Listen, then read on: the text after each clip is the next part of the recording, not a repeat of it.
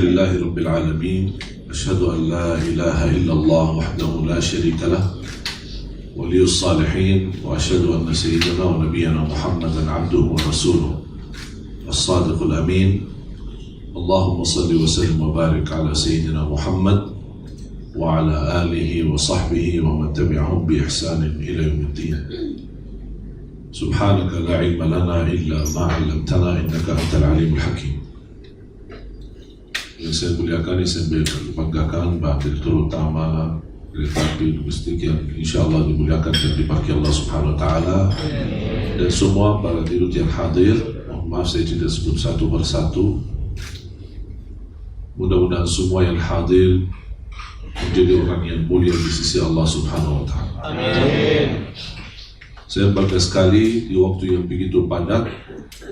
Cuma permintaan ini tidak bisa ditolak dari sahabat saya, Mbah Sambodo, yang meminta saya bisa mengisi acara ini.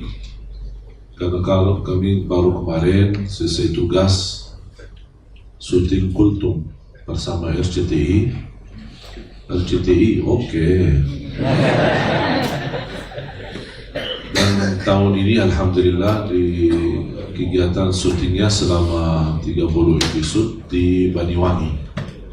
Tahun kemarin di Lombok, dan sebelumnya di luar negeri 3 tahun berturut-turut. Dan alhamdulillah 2 tahun terakhir ini nampaknya mulai dari Lombok rating syutingnya cukup tinggi. Nampaknya tertarik sekali dengan melihat view dan pandangan indah alam Indonesia. Memang dari dulu saya telah menawarkan kepada RCTI Kultum lebih bagus di syuting di Indonesia, tidak usah keluar negeri. Tapi belum diijabah selama 3 tahun. Alhamdulillah tahun yang keempat diijabah, dan kita lihat hasilnya sangat bagus. Ternyata Indonesia luar biasa. Lombok memiliki keindahan dan alam yang luar biasa. Belum lagi Banyuwangi. Sampai Pak Bupati kejar waktu dan kesempatan untuk bisa ketemu, tapi kami karena fokus untuk syuting tidak berkesempatan. Sampai malam terakhir. Kita dalam 7 hari syuting lebih dari 36 episode dalam 7 hari. Jadi begitu padat dari pagi sampai sore. Pulang langsung istirahat. Makanya Pak Bupati, karena saya tidak berkesempatan ke pendopo atau bertemu beliau malah yang datang ke hotel dan sekaligus makan malam di hotel, dan alhamdulillah berdialog banyak bersama beliau. Dan kesannya sangat luar biasa Banyuwangi. Insya Allah jangan dilewatkan acara Kultum di RCTI. Jadi ketika buka puasa silakan nontonnya, sekali promosikan. Jamaah sekalian dimuliakan Allah Subhanahu Wa Taala. Alhamdulillah berjalan waktu, saya tidak nyangka bisa datang ke Indonesia. Saya tidak nyangka bisa betah di Indonesia. Saya tidak nyangka bisa jatuh cinta Indonesia. Saya tidak nyangka bisa cinta ibu-ibu, terutama ibu-ibu ya.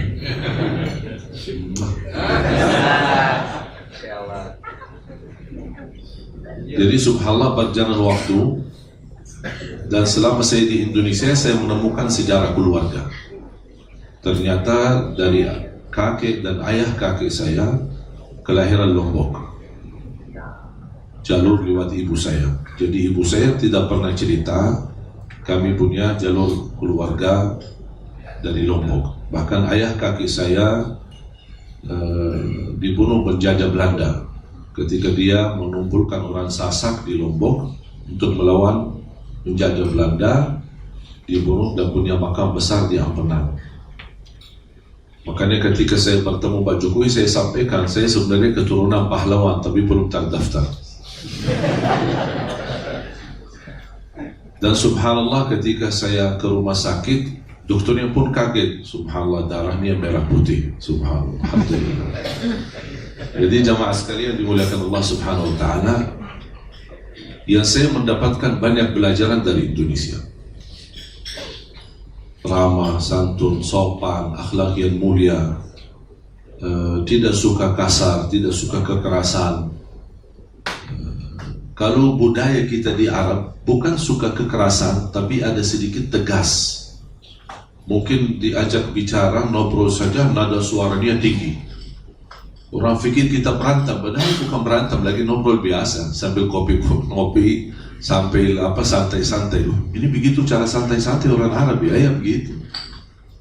Makanya saya pas ketika di acara di Trans 7 saya sempat ditanya apa yang antum dapat pelajaran dari Indonesia. Saya berkata dapat satu hal bagi saya sangat indah. Ketika kami di Arab mengucapkan Assalamualaikum, Assalamualaikum, jadi orang kaget, apa ini ucapan salam atau apa ini? Pas begitu saya datang ke Indonesia, saya berubah karena saya belajar dari orang Indonesia. Saya Assalamualaikum.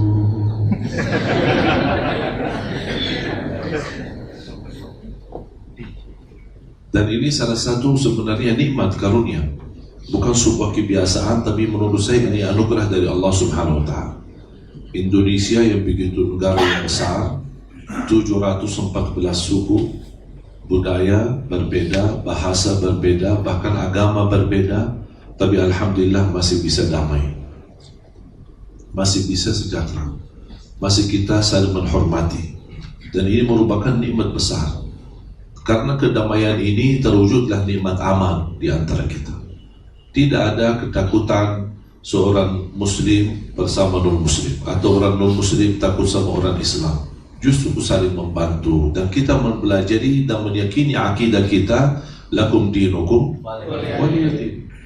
Silahkan agama mana saja kamu ikuti, jangan ganggu agama saya dan menyakiti agama saya. Saya tidak akan membahas agamamu. Masing-masing memilih agamanya dan bertanggung jawab atas pilihannya.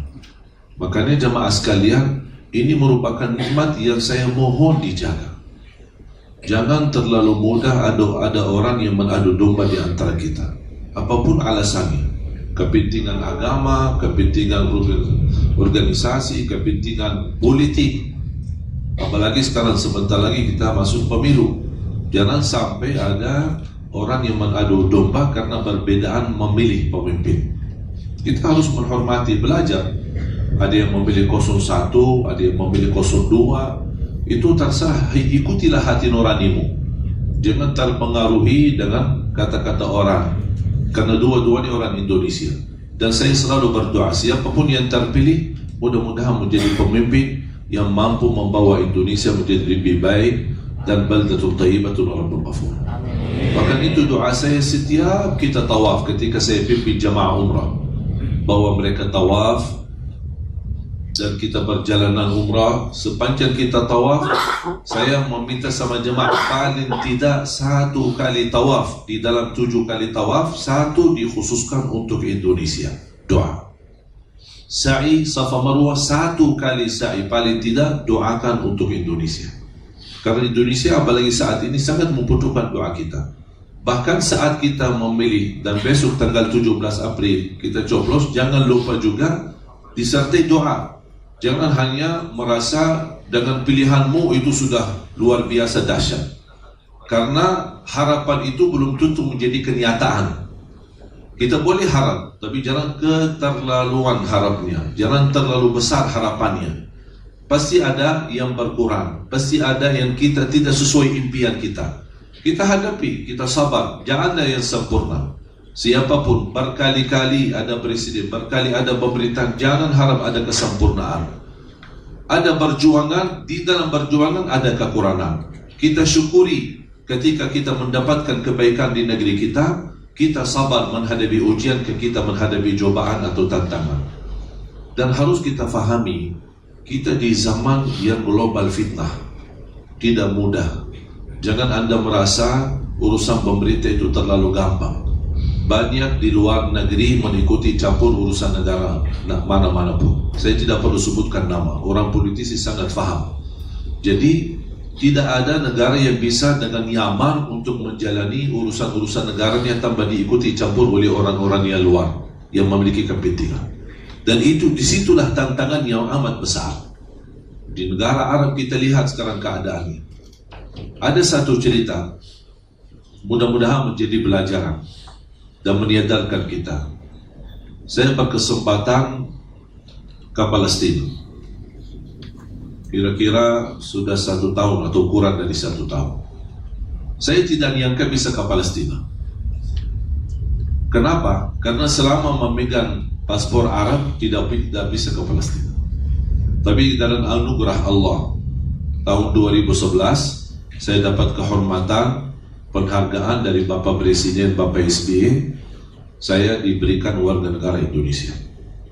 Tak sampai 1 minggu proses, saya sudah terima warga negara Indonesia. Sampai saya dipanggil Pak Amin Syamsuddin, Menteri Hukum dan HAM, atas perintah Presiden itu memberikan antum warga negara Indonesia. Dan kalau ada orang yang berjasa kepada saya selama saya di Indonesia, cuma 1 orang, Pak SBY. Makanya ketika Ibu Ani sakit di Singapura, alhamdulillah beliau menyambut saya datang. Bahkan saya datang tanpa janji, tidak pakai janji, tidak pakai telepon, tidak pakai WA, tidak, langsung datang. Ada orang protokol di bawah, sampaikan, langsung beliau sambut. Dan alhamdulillah sangat beliau bersenang dan alhamdulillah bergembira karena hubungan kita baik. Dan saya selalu berterima kasih kepada beliau karena wasilah beliau mendapatkan warga negara Indonesia. Dan ini semua takdir Allah Subhanahu wa Ta'ala. Saya tidak pernah minta. Habis ceramah kultum, sebelum buka puasa, ketika kami bersama-sama buka puasa, di diamannya Ketua DPR waktu itu Pak Marzuki Ali, kemudian saya naik panggung untuk mengisi ceramahnya. Begitu selesai, nampaknya terkesan hati beliau dan terus panggil duduk di samping beliau. Oh, ini dari mana? Ini bukan Habib Indonesia kan? Karena Sulman ya, Habib kan yang bulat dulu. Oh, saya bilang dari Madinah, lahir besar di Madinah. Oh, mau nggak warga negara Indonesia? Oh, saya kaget. Oh, kalau Bapak yang nawarin, mau aja Pak. Saya bilang nggak mau. Oh, ini saya Masya Allah bahasanya bagus. Saya senang ceramahnya. Semenjak itu kata beliau sama istrinya selalu ikuti acara kami di Damai Indonesiaku dan beberapa acara yang kami isi di TV. Jadi karunia warga negara Indonesia menjadi salah satu sebab wasilah saya bisa ke tanah suci Palestina. Bahkan di luar dugaan dan fikiran saya, baru saja saya kenal salah satu imam besar Masjidul Aqsa sore hari, dan salat maghrib beliau ajak bersama kita salat, bahkan dorong saya menjadi imam salat maghrib dan isya. Saya pun kaget, sampai saya terharu dan nangis. Makanya kalau besok Bapak Ibu mendengar sejarah Palestina, ada seorang Indonesia yang sempat jadi imam salat maghrib dan isya, itu Ali Jabir ya. Orang Indonesia sebenarnya. Ini karunia dari Allah Subhanahu wa Ta'ala. Ketika saya ke Palestina, ada satu kejadian. Kami bersama jamaah berkeinginan tahajud di Masjidul Aqsa. Kami jalan dari hotel jam 2 malam. Sampai di area Masjidul Aqsa. Masjidul Aqsa di dalam sebuah kota tua, dibagari tembok yang cukup amat besar. Di dalam belakang tembok seperti gunung nampaknya dari luar. Di dalam kota itu adalah ada di dalam atau di belakang gunung itu, bangunan itu adalah ada kota kecil. Ada orang Yahudi, ada gereja, ada musalla, ada pasar, semua orang di dalam. Ada orang Nasrani. Begitu kita masuk pintu utama, tidak bisa masuk mobil, kita harus jalan kaki. Kira-kira 8 menit sampai 12 menit. Jalan kaki, masuk seperti gang, kanan kiri, dan semua gang-gangnya mirip. Kita harus hati-hati, ada nama, ada nomor. Kalau salah bisa keluar ke timur, kalau datang dari barat bisa salah keluar. Sampai ke pintu yang kedua, itu namanya pintu masuk ke area halaman Masjidul Aqsa. Tapi saat itu pintu ditutup dan ada pasukan Israel. Mereka berdiri membawa senjata menjaga. Dan mulai jamaah ramai. Ada jamaah Turki, ada jamaah Malaysia, ada jamaah Indonesia. Bahkan saya lihat ada rombongan jamaah bawa bendera Brazil. Saya pikir rombongan bola, ternyata muallaf. Ya, kalau Brazil kan bola kita pikir. Ternyata mu'allaf. Saya langsung bersyukur, subhanallah, Islam sampai ke Brazil. Itu tanda perkembangannya Islam di mana-mana luar biasa. Nampaknya di luar Islam berkembang, tapi negara Islam sendiri mulai mundur malah. Kita harus hati-hati, jangan sampai kita kalah sama orang yang di luar. Apalagi Indonesia dikenal negara yang terbesar penduduknya umat Islam. Hampir sampai dari jam 2 lebih sampai kira-kira jam 4. 2 jam kurang kita berdiri. Sampai mulai jamaah gelisah. Pintu tidak dibuka. Pasukan Israel menjaga dan mereka bersenjata. Kami kita bisa lawan, tidak bisa apa-apa. Sampai ada satu orang di samping saya, seorang bapak, barangkali usianya 70 lebih, orang Palestina. Saya ajak berbicara bahasa Arab, kan saya orang Arab ya, kan bisa bahasa Arab. Saya berbicara sama beliau bahasa Arab. Tapi cara saya berdialog dan berbicara nampaknya agak emosi. Kami kenapa tidak dibukain pintu? Karena lama kita kan mau salat, bukan mau perang. Orang Palestina melihat ke saya, karena dia duduk saya berdiri, lihat ke saya, langsung dia, kamu orang baru ya? Dia rasa sudah dari cara saya bertanya, ini orang baru datang. Ya, saya baru tadi, ini baru malam pertama ini. Kata beliau, ya sabarlah, kami sudah biasa 60 tahun seperti ini. Saya kaget. 60 tahun mereka tidak nyaman masuk keluar ke Masjidil Aqsa. Kadang ditutup, kadang dibuka, ya terserah mereka lah. Begitu diberikan kesempatan dibukakan pintu, sudah tinggal sisa mau azan kira-kira 10-15 menit mau azan subuh. Kita masuk, ini pertama kali sepanjang hidup saya bisa masuk ke Masjidil Aqsa. Begitu saya langkah pertama masuk ke Masjidil Aqsa, saya tidak salat witir, saya tidak tahajud, saya tidak tahiyatul masjid, tapi saya sujud syukur. Kenapa saya sujud syukur?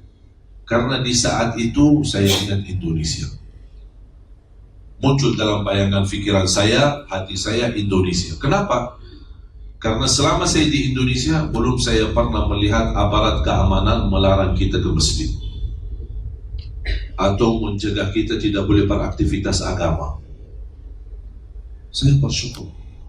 Begitu luar biasa nikmat aman di negeri kita Indonesia. Wallahi jamaah sekalian, dan sudah saya pesan sama Pak Kapolri, dan ketika beliau meminta dan tugaskan saya untuk klinik kepada daerah-daerah ketika pilkada serentak, khususnya di daerah yang dikhawatirkan rawan, seperti ada Bima, seperti ada Pontianak, Kalimantan Barat, dan juga ada di Papua. Saya berkesempatan ke Lombok klinik bersama Kapolda NTB, kemudian juga ke Pontianak klinik, ke beberapa daerah yang dikhawatirkan ada rawan karena pilkada serentak. Alhamdulillah bisa berjalan lancar dan aman. Dan saya ingatkan semua masyarakat dalam terhadap nikmat aman. Bahkan saya buat satu rekaman video bahasa Arab, bahasa Indonesia, bahasa Inggris, mengingatkan diri saya dan umat Islam dan seluruh rakyat Indonesia terhadap nikmat aman yang wajib kita jaga. Nikmat aman bukan tugas aparat keamanan, tapi tugas kita bersama. Karena nikmat aman milik kita bersama, bukan milik aparat keamanan. Semakin nikmat aman bisa lancar, aman, sejahtera, damai di Indonesia, akan mudah beraktivitas kita. Makanya Nabi Ibrahim pertama ketika Allah perintahkan hijrah ke Makkah, belum ada apa-apa Makkah ini. Allah perintahkan beliau hijrah, bahkan melepaskan, meninggalkan istrinya dan anaknya Ismail. Apa doa pertama yang dipanjatkan oleh Nabi Ibrahim kepada Allah? Wa idh qala Ibrahim rabbi ij'al hadha baladan amin. Ya Allah, aku mohon jadikan negeri ini negeri yang aman. Baru dia sebutkan dan datangkan dan murahkan rezekinya. Adanya nikmat aman, wallahi dijamin rezekinya lancar. Mudah beraktivitas. Anak kita nyaman pulang pergi sekolahan. Kita beraktivitas mencari nafkah untuk urusan keluarga. Coba sekarang di Timur Tengah. Saya orang Timur Tengah, lahir besar di sana. Coba lihat sekarang apa keadaannya. Mulai dari Irak, dari tahun 90-an sampai sekarang, Irak belum bisa aman. Berapa kali ada perubahan pemerintahan, DPR, MPR, tentara, polis, semua tetap tidak ada perubahan. Nikmat aman, orang Irak sendiri tidak bisa nyaman. Anaknya bisa pergi ke sekolah belum tentu pulang. Dan itu yang saya pernah rasakan ketika saya bertemu seorang ibu di Palestina. Dan saya tanya keadaannya, gimana ibu keadaannya? Dia berkata, mau tahu keadaan saya di sini? Aku sudah 40 tahun. Setiap bangun pagi, saya membangunin anaknya sambil persiapkan sarapannya. Begitu mereka sarapan mau pergi, saya memeluk anakku dengan rasa cinta dan sayang. Dan saya menangis. Tapi anakku tidak merasa aku menangis. Kenapa? Karena saya bisa menjadikan pelukan ini yang terakhir. Begitu anakku pergi, saya siang hari, begitu tiba waktu siang hari, saya keluar, bukan tunggu di rumah, tapi saya keluar dari halaman rumah, menunggu dari jauh, melihat anak-anak yang sedang lari pulang sekolahannya. Sampai saya berdoa, mudah-mudahan ada di antara mereka anakku yang sedang lari dan pulang ke rumahnya. Itulah perasaan selama 40 tahun. Pertanyaan saya kepada antum sekalian, pernah nggak kita rasakan seperti ini? Belum pernah. Karena kita aman. Bahkan kita berani melepaskan anak kita bisa. Kalau sekolahan yang dekat dia jalan kaki sendiri. Bahkan ada anak-anak kita yang berani naik angkot sendiri, naik motor sama temannya atau sama siapa sendiri. Wallah itu nikmat. Tapi sayang sekali kita tidak bakal bisa merasakan nikmat dan kita mensyukurinya kecuali kalau hilang nikmat itu, baru akan terasa. Baru akan terasa. Makanya tidak boleh, bahkan menjadi wajib, siapapun yang membahayakan aman di negeri kita, kita harus tegas menghadapinya. Siapapun dia, mau dia ulama, mau dia kiai, mau dia politisi, mau dia apa saja. Saya tidak peduli latar belakangnya siapa. Tapi membahayakan nikmat aman di Indonesia, mengganggu nikmat aman di Indonesia, itu garis merah. Harus kita berhati-hati. Kalau kita tidak bisa melawan masalah itu, kita segera melaporkan. Karena ini sangat membahayakan. Jangan dibiarkan. Karena nikmat aman bisa dirusak dengan hal kecil. Dibiarkan jadi besar lama-lamanya. Irak, Libya, dan mohon maaf yang terjadi di sana. Jangan ada yang terpengaruhi katanya perang saudara karena perbedaan Syiah sama Sunni. Itu berita bohong. Ratusan tahun Syiah sama Sunni hidup, tidak pernah ada masalah. Bahkan ada di antara mereka hubungan keluarga, tidak pernah ada ribut dan masalah. Mereka saling menghormati dan saling menghargai di antara perbedaan di antara mereka. Cuman karena kepentingan politik itu langkah awal. Saya sangat paham apa yang terjadi di sana. Karena kepentingan politik, memang orang politisi di sana hidup di luar negeri. Ada yang di Jerman, ada yang di Swiss, ada yang di Amerika, hidup santai, nikmat, bahagia. Uangnya ada, fasilitas semua ada, tapi yang jadi korban adalah rakyatnya. Na'udzubillah min dzalik. Irak, Libya, Tunisia, Yaman, Suria, sekarang mulai Sudan, mulai Jazairia, dan kita tidak tahu selanjutnya sampai mana. Dan selalu saya berkata, kalau Makkah Madinah bangkitnya, Makkah Madinah datangnya Islam untuk dunia, insya Allah Indonesia bangkitnya Islam untuk dunia. Amin. Tapi Islam yang benar-benar membawa kedamaian. Indonesia menurut saya bisa jadi contoh untuk seluruh dunia. Contoh. Kita lihat bagaimana keharmonisan antara peragamaan di antara kita. Berapa kali 411, 212, tapi di situ ada acara pernikahan orang-orang non-muslim. Walaupun umat Islam sedang demo, tapi ada orang muslim berani melewati mereka, bahkan dikawal sampai masuk gerejanya. Ini nampaknya kayak ini belum ada di mana-mana, hanya di Indonesia.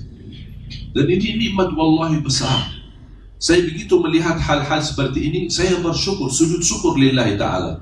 Karena ini anugerah dari Allah SWT. Jangan sampai ada orang yang mencabutnya. Kalau kita tidak menghargai nikmat aman, tidak mensyukuri nikmat aman, akan Allah Subhanahu wa ta'ala cabut nikmat aman tersebut. Makanya jemaah sekalian, mari kita sama-sama rapatkan saf kita. Ada perbedaan, ya tetap ada. Jangan ada yang merasa besok Muhammadiyah sama NU akan bersatu, satu pandangan, satu fahaman, satu otak. Tidak bakal. Bahkan itu tidak bisa. Karena itu lawan sunnatullah. Sunnatullah harus ada perbedaan. Ada direktur utama, ada semua staf-stafnya, ada jajarannya semua, tapi pasti ada perbedaan. Ketika ada meeting, pasti ada beda pandangan, beda pendapat. Dan kembali kepada yang bersangkutan untuk mengambil keputusan terakhir yang bisa menjadi kemaslahatan umum. Tapi ini kembali termasuk apa yang saya sampaikan. Saya yakin tidak 100% yang ada di sini menerimanya. Pasti ada yang punya pendapat sendiri, ada punya masukan, ada punya tambahan, ada yang merasa ada yang kurang. Itu wajar.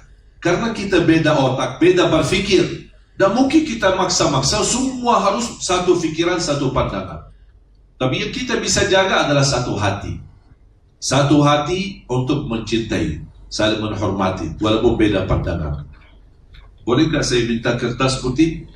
Kalau ada spidol sekalian, saya mau kasih satu pelajaran. Mudah-mudahan menjadi sebab terbuka wawasan. Saya sendiri termasuk orang yang lahir besar di tanah suci Madinah.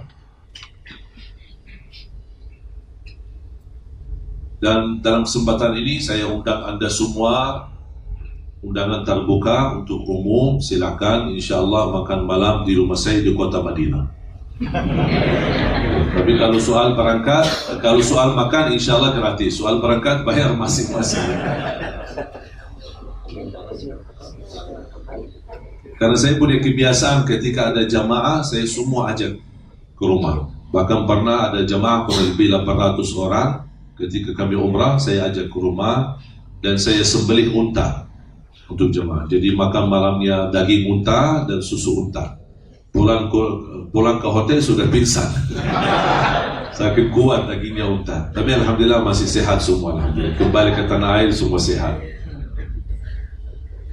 Ketika saya hidup di Madinah, memang mohon maaf perbedaan budaya ada antara Madinah sama Makkah, termasuk menjalani ibadah, menjalani sehari-hari Islam, perbedaan mazhab. Ketika saya datang ke Indonesia, jujur saja awal-awalnya semua saya melihat sesuatu yang berbeda. Langsung kesan saya, apa Islam saya di Madinah yang benar atau Islam di Indonesia yang benar? Aku kayak apa, bingung gitu. Jalan-jalan Islam di Indonesia itulah Islam yang baru. Sampai menjadi tantangan di dalam hati saya. Bagaimana bisa saya sesuaikan antara budaya Indonesia sama budaya di Arab. Begitu saya kembali ke Madinah, saya bertanya sama guru saya. Beliau ketawa. Ya, memang di situ beda mazhab. Kita di Arab mengikuti kebiasaan mazhab Hambali. Kalau di Indonesia mazhab Syafi'i. Jadi wajarlah kalau ada perbedaan. Ketika saya disitulah belajar perbedaan itu. Saya menemukan ternyata selama saya belajar sampai kuliah di Arab masih bodoh. Belum belajar apa-apa. Ternyata agama ini sangat luas. Dengan berbeda wawasan, berbeda pandangan, berbeda mazhab, terus saya bertambah belajar. Makanya bagi saya Indonesia karunia dari Allah karena membuat saya tetap belajar. Dan bisa habis umur kita belum tentu habis belajar. Saking begitu luas pemahaman agama. Saya kasih contoh sederhana. Untuk bagaimana, karena di Indonesia, saya lihat di Indonesia belum belajar menerima perbedaan. Jadi seolah-olah saya yang benar, yang lain harus ikut saya. Kalau tidak berarti Anda sesat. Anda masuk neraka. Mohon maaf ya. Kalau Anda ikut saya berarti Anda tidak benar.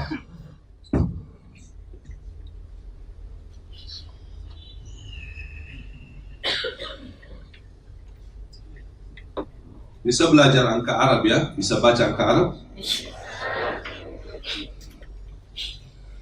Anda bisa baca angka Arab? Hah? Yakin?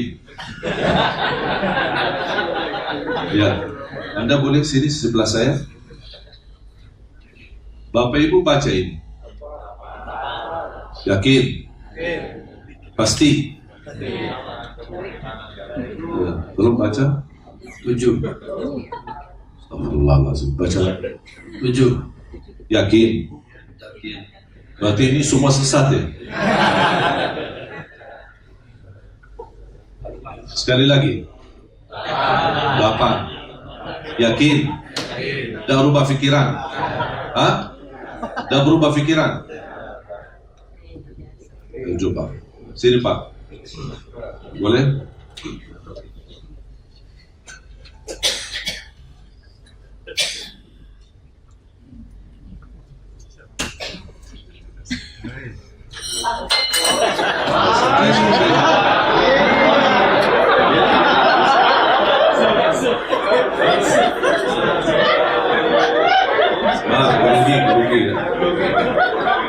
Boleh baca?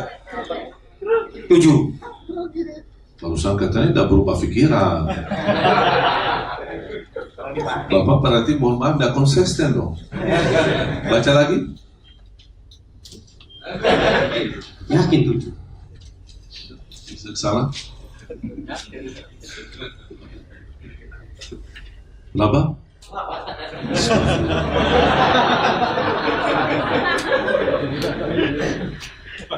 Ada perbedaan tidak? Kira-kira bisa disepakati tidak ini?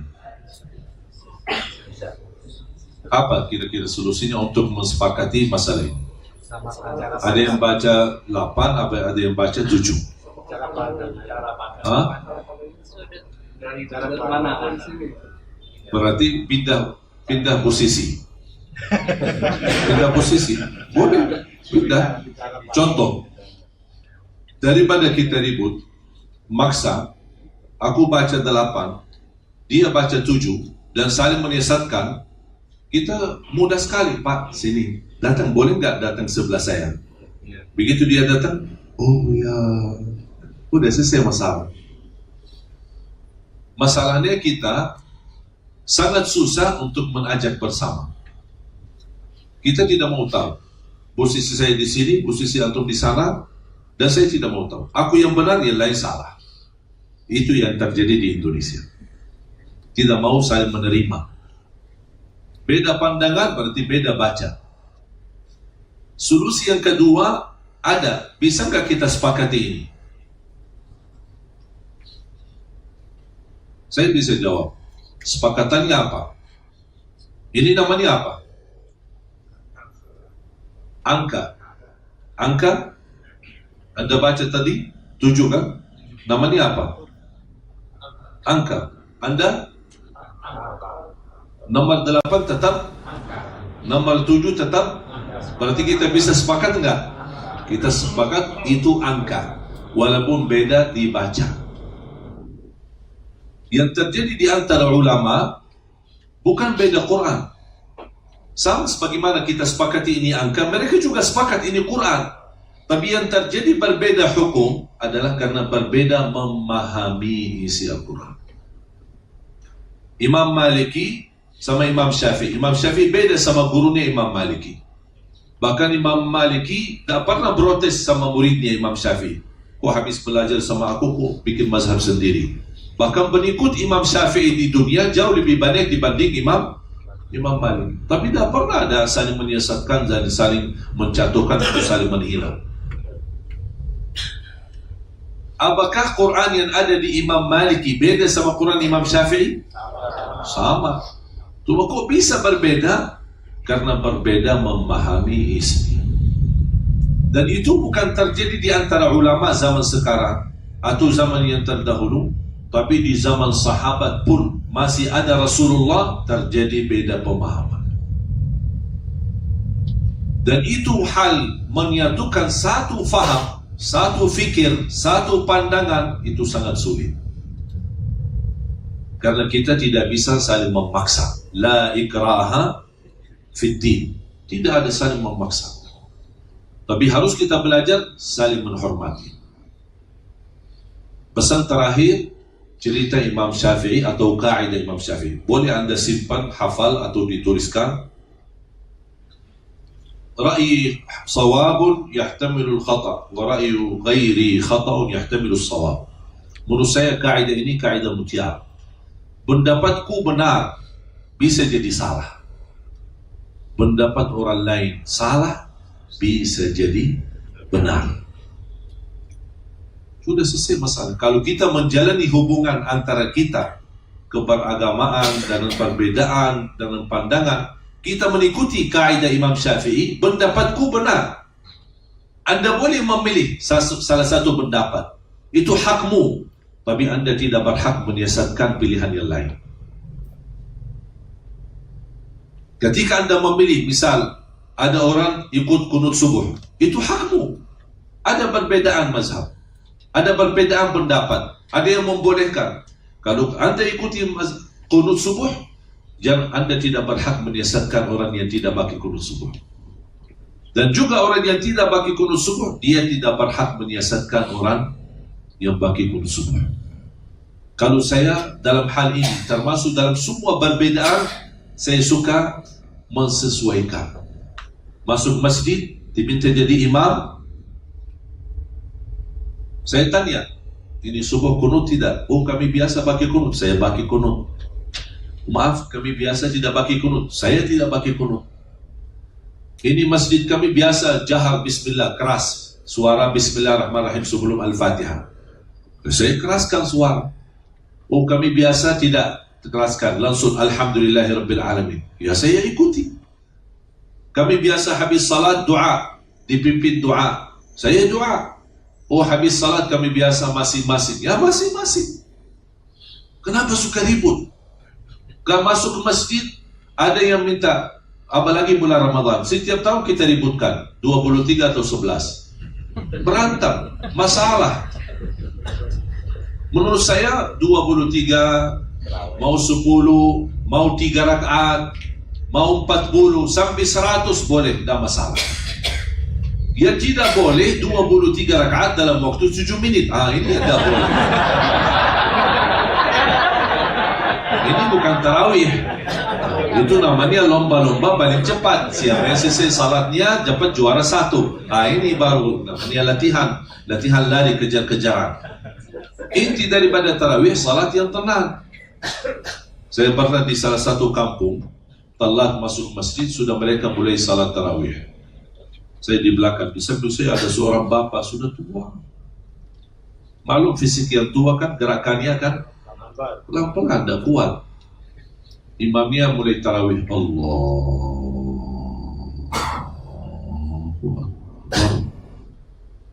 Terkesan di hati saya, Masya Allah, nampaknya nikmat. Pas begitu mulai, Bismillahirrahmanirrahim, Astagfirullahaladzim, baru enak takbirnya, tenang, lama, kupas baca jurut. Bahkan saking cepatnya saya tidak bisa mendengar sampai waladhdallin. Oh, ini Al-Fatihah. Pas begitu amin langsung Bismillahirrahmanirrahim, An-Na'im apa itu? Al-Hakumut Takatsur. Saking cepat, ya Allah, Masya Allah. Aku sudah berusaha paling cepat, tak bisa, sampai kehilangan kalimat-kalimat dan huruf-hurufnya. Allahu Akbar, saya baru mau ruku, sami Allahu liman hamidah. Yang saya, kalau masih saya kuat ikuti imam, kasihan yang bapak sebelah saya. Pas begitu bapak turun, mau ruku dah jadi, baru berdiri. Astagfirullahaladzim. Pas imam dia begitu berdiri, dia langsung sujud. Saya kejar sujud. Kita selesai 2 kali sujud, bapak kan masih turun. Belum sampai ke sujud, imam sudah naik. Rakaat yang kedua, bapak naik lagi, dah jadi sujud. Ya Allah, bapak dah jadi ruku, dah jadi sujud. Pas rakaat yang kedua, saya megang tangannya, Pak, kita pulang aja deh. Lebih baik salat di rumah. luar biasa, capek kalau seperti beliau. Padahal salat tarawih itu menurut saya kesempatan luar biasa untuk semua jamaah yang awam khususnya berkesempatan belajar cara baca Quran. Coba bayangkan orang yang buta huruf atau tidak pernah bisa baca Quran selama 30 malam atau 29 malam. Kita ikuti mendengar bacaan yang fasih, yang enak didengar, terharu ketika simak bacaannya fasih. Wallahi bakal bisa belajar. Paling tidak bisa baca, karena sudah berkali-kali dengar ayat tersebut. Paling tidak Al-Fatihah, kalau bisa sempurnakan Al-Fatihah saja selama bulan Ramadan, itu sudah hadiah besar dan karunia dari Allah Subhanahu wa ta'ala. Makanya jemaah sekalian, ketika Anda mau salat tarawih, jangan cari masjid yang paling cepat ya. Cari masjid yang sedang-sedang lah. Saya tidak berkata yang panjang-panjang ya, jangan diributkan. Yang mau 11 boleh, yang mau 23 boleh, jangan diributkan. Anda ikuti apa kira-kira selera hatimu, apa yang kesenangan hatimu. Anda melihat 11 itu jauh lebih bagus, lebih afdal, lebih khusyuk, lebih nikmat daripada lama-lama tapi buru-buru, silahkan. Anda merasa sudah saya terbiasa 23, juga silahkan. Jangan kita saling mencari kesalahan dan saling menyesatkan, agar kita melalui bulan suci Ramadan insya Allah mendapatkan barakahnya, diampuni dosanya, dibersihkan hatinya, dan diterima amal ibadahnya sepanjang bulan suci Ramadan. Kita menyambut hari raya Idul Fitri, Allah turunkan malaikat membagikan hadiah bebas dari neraka jahanam. Itu yang harus kita selalu fokuskan dan targetkan. Bukan kita fokus berapa sudah salat tarawih, berapa kita jumlahnya, berapa kita dan ributnya. Dan mudah-mudahan insya Allah dengan pertemuan ini bisa tambah terbuka wawasan kita. Kita bisa belajar saling menghormati. Ketika Anda mendapatkan sesuatu ilmu yang baru atau mendengar sesuatu yang baru bagimu belum terbiasa, jangan buruk sangka. Tapi Anda boleh berkata, barangkali saya belum tahu ilmunya. Barangkali bagi saya ini baru pelajaran baru bagi saya. Dan silahkan belajar. Kalau saya usulkan, semua ustaz tanpa kecuali, semua habaib, semua kiai, semua guru, jangan Anda milih guru yang Anda suka. Kalau Anda milih guru yang Anda suka, berarti semua apa yang dia sampaikan benar, tidak ada yang salah. Kenapa? Karena Anda suka. Begitu disalahkan, gimana ini guru saya dong, tidak ada yang salah. Ini bahaya. Tapi Anda belajar bukan karena guru, tapi belajar isinya. Dengar isinya, bermanfaat ambil, tidak bermanfaat buang, dan tidak menyentuh orangnya sendiri atau ustaznya. Tetap kita hormati semua ustaz, tetap kita cintai semua ulama, tetap kita menghormati semua para guru. Ada kekurangan, ada yang maksum, tidak ada yang maksum. Hanya satu yang maksum, Nabi Muhammad SAW. Ada yang keliru, ada yang salah, ada, termasuk saya. Kalau ada yang salah saya sampaikan, Anda mendapatkan yang lebih benar, Anda ikuti yang benar. Jangan fanatik kepada siapapun, agar kita bisa mempelajari agama. Fanatiknya itu milik Allah dan Rasulnya. Kita boleh fanatik untuk Allah dan Rasulnya, tapi bukan untuk orang siapapun dia. Tidak boleh kita berfanatik.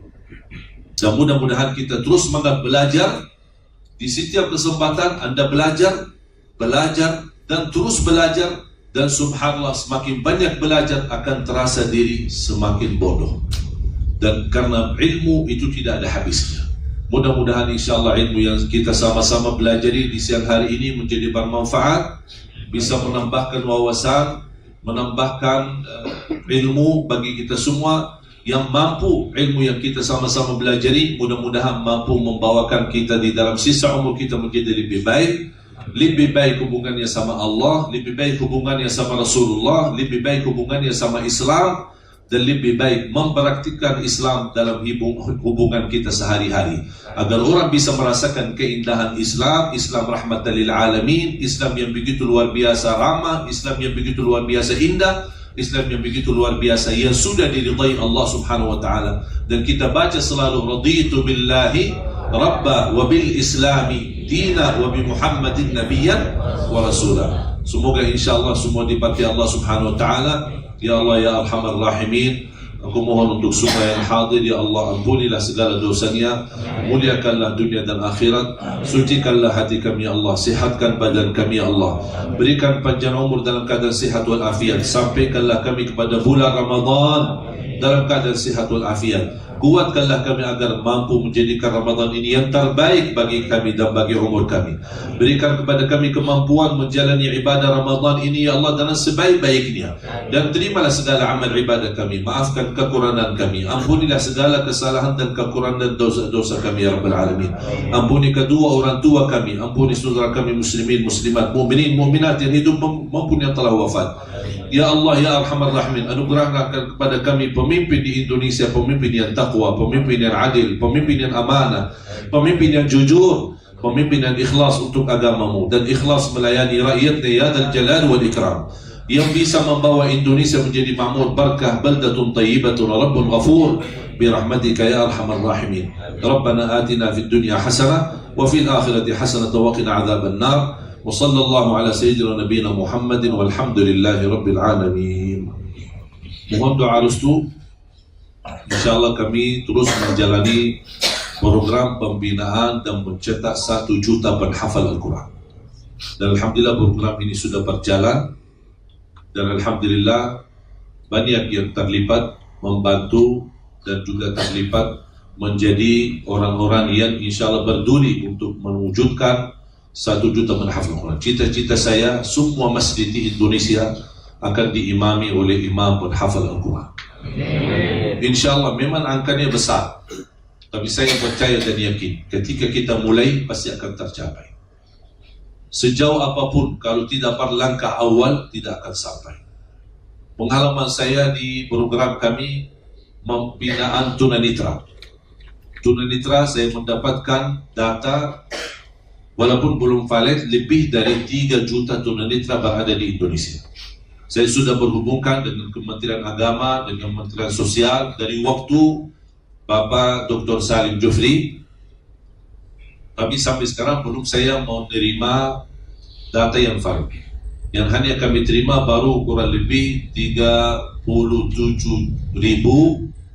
yang validnya. Dan masuk kami melibatkan ada satu lembaga ITMI, Ikatan Tunanetra Muslim Indonesia. Dan Alhamdulillah pertama kami bergerak sudah 3 tahun. Ketika kami mulai memang tidak ada respon.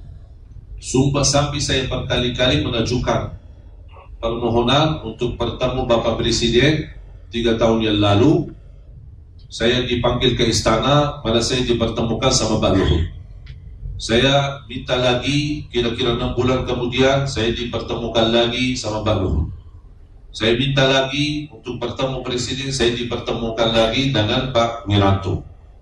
Dan sampai sekarang belum ada respon untuk program itu. Akhirnya saya terpaksa jalan.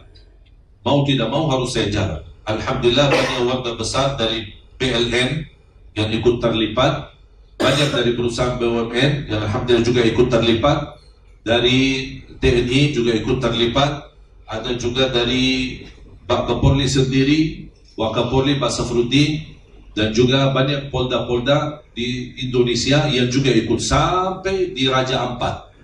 Dan Alhamdulillah kami berhasil membagikan Quran Braille digital sudah lebih dari 28.000 Quran Braille digital untuk mereka. 28.000 itu sudah menghabiskan lebih dari 30 miliar, dan tidak ada satupun dana yang kami dapat anggaran dari pemerintah. Ketika saya mulai memang angkanya besar, tapi saya tidak melihat angka besarnya, tapi saya fokus mulai saja dulu. Alhamdulillah begitu mulai, ternyata dalam waktu cepat kepercayaan jamaah di seluruh Indonesia, dari majlis-majlis ta'lim, dari warga-warga, dari teman-teman sahabat, Alhamdulillah ada yang wakafkan 1 Quran, ada yang wakafkan 2 Quran, sampai bisa tuntaskan sejumlah yang seperti itu.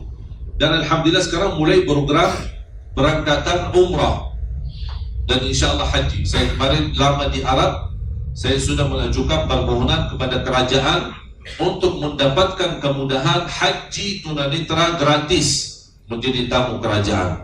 Dan saya sudah melibatkan beberapa imam besar Masjidil Haram agar mereka bisa memberikan wasilah dan syafaatnya agar bisa dimudahkan. Dan alhamdulillah sudah 2 angkatan yang sudah diberangkatkan umrah gratis kemarin. Terakhir langsung ditanggung oleh Bapak Kapolda Riau yang membiayai 25 orang umrah gratis. Dan alhamdulillah mereka begitu luar biasa dahsyat ketika mereka di tanah suci, dan tanpa dikawal, hanya mereka sendiri bersamaan. Tapi subhanallah, sampai karena 25 lumayan antrinya terlihat sampai menarik perhatian, dan semua orang pada bertanya, dan saya menjawab ini semua keberkahan dan perjuangan rakyat Indonesia untuk saudara kita tunanetra. Makanya jamaah sekalian, program kami bukan hanya untuk tunanetra, tapi insya Allah kita terus berjuang untuk membina 1 juta penghafal Al-Quran. Dan salah satu berkah bersama tim sahabat saya, tim RCTI yang begitu luar biasa perjuangan untuk acara Hafiz Indonesia. Mungkin Bapak Ibu suka menonton Hafiz Indonesia yang sudah jadi, tapi di belakang layar banyak perjuangan tim RCTI yang Anda tidak bisa melihatnya. Begitu luar biasa, mendatangi mereka kampung-kampung, desa-desa, provinsi, kota, kabupaten, menumpulkan mereka, mendatangkan mereka sampai ke Jakarta, melatih mereka, memimpin mereka sampai puluhan, bahkan sampai ratusan orang. Begitu sudah terpilih, karena tidak bisa ditampilkan ratusan orang di dalam acara TV, akhirnya terpilih yang terbaik. Tapi perjuangan sangat luar biasa. Dan ternyata berkahnya acara Hafiz Indonesia, begitu mereka selesai acara, pulang, masing-masing di kampungnya berkembang program Al-Quran. Bahkan ada anak-anak yang sudah bikin tahfiz sendiri. Ada Azza, ada kemudian Fuadi, ada Aulia, ada juga Musa, dan semua masing-masing di kampungnya sudah membangun pesantren dan perkembangan tahfizul Quran. Makanya jamaah sekalian, mohon doa restu. Kalau Anda tidak bisa menjadi penghafal Al-Quran, keturunan Anda belum bisa menjadi penghafal Al-Quran, paling tidak lipatkan hartamu, rizkimu, sedekahmu untuk program Al-Quran. Barangkali besok di hari kiamat, mudah-mudahan dari sisi rizki dan dari sisi harta, mudah-mudahan menjadi saksi baik di hadapan Allah. Nanti kita bersama-sama gabung bersama Ahlul Quran, insya Allah di surga Allah Subhanahu Wa Taala. Terima kasih, semoga dibalas segala Allah Subhanahu Wa Taala segala kebaikannya, dan mudah-mudahan amal saleh ini bisa mendapatkan pahalanya yang tidak terputus sampai hari kiamat.